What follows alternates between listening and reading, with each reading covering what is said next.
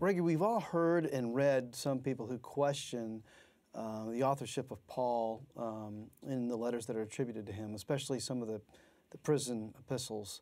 How can we be sure that he wrote those letters? Well, Chris, in the series that we're working on here, the prison epistles, it's really only two letters that are in dispute, Colossians and Ephesians. And the kinds of things that scholars have observed are, well, there are a lot of things, but there are really two that are kind of at the center of it. One is the language is a little smoother and a little bit more flowing, a little bit more exalted. And along with that, the ideas, the description of Christ and of the church is a bit more exalted. And I think there's some things to realize.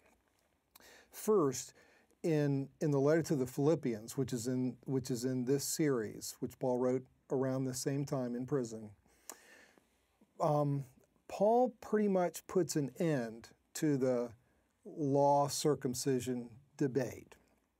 In the process, he finds himself meditating in Philippians 2 on this larger picture of Christ. It's always been there, but he has this opportunity in talking with the Philippians about the one who was always in the form of God, but didn't consider equality with God something to hold on to, but emptied himself and came for us, becoming identified with us not just as man, but as criminal.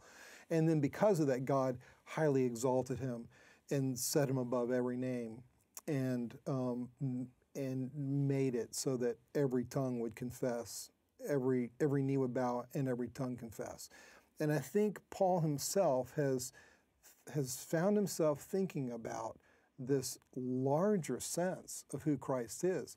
Meanwhile, people in Colossae have come under the impress of some teachers who have some rival beings, and they are teaching in such a way as to challenge Christ's lordship, Christ's glory, and the honor that's due his name. And they're suggesting that there are these other beings that ought to get veneration right alongside Christ. And that combination of Paul putting an end to the law circumcision debate in the letter to the Philippians, in his thinking about the more cosmic, universal lordship aspect of who Christ is, and then finding this pastoral situation where he finds the need to explain to the Colossians that there is no rival to Jesus. He is the Lord of all those supposed lords. He is the power who made all the principalities and dominions. And I think that has just led him very naturally to a more exalted kind of expression. And then it's led him in the letter to the Ephesians to talk about, well, what flows from Christ's cosmic lordship. It's the role of the church as his bride, as this worldwide people that is the place where his life gets embodied.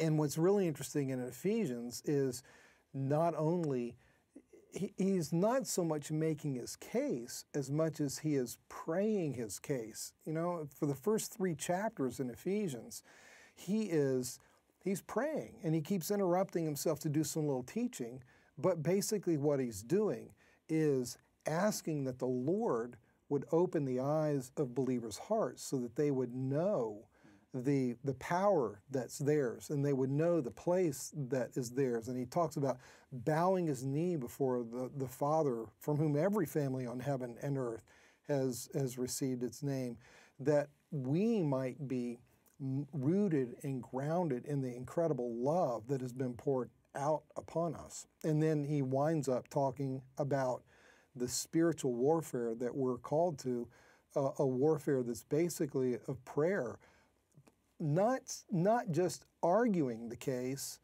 to the nations, not just going and proclaiming, but being on our knees and asking the Lord to do what only he can do. So I think I think it's just the kind of the narrowest of perspectives that insists, well, Paul can only express himself the way he does in Galatians and 1 Corinthians and Romans, and fail to see how adaptable his mind is and his heart and his spirit are to the actual needs of people in real congregations, and the way that his view of Christ is just so big and so rich that there's always more of who he is to unpack. And so I think at the end of the day, everybody just has to read the whole corpus and take Colossians and Ephesians and see, like, well, who else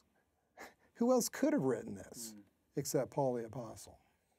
And it seems that they're not allowing him to do what we do every day, and that is write differently about different topics under different circumstances. Yeah, C.S. Lewis has a famous little essay that he writes about his critics and how these critics thought that this one essay he wrote was like the best thing he ever wrote, that he must have just poured himself into. And this other piece they just thought was just trash, and Lewis he was just on a bad day. And the reality was, it was just the opposite. the one that he just kind of, you know, just ripped it out without really thinking about it was the one they thought was so deep, and the one that he had sweated over was one that the critics didn't care for. So it's just hard to decide ahead of time what a guy, you know, can say or can't say, and like you said, to deny him the flexibility and the adaptability and the heart concern to speak to people where they really are about the issues that are on their hearts, it just doesn't make much sense.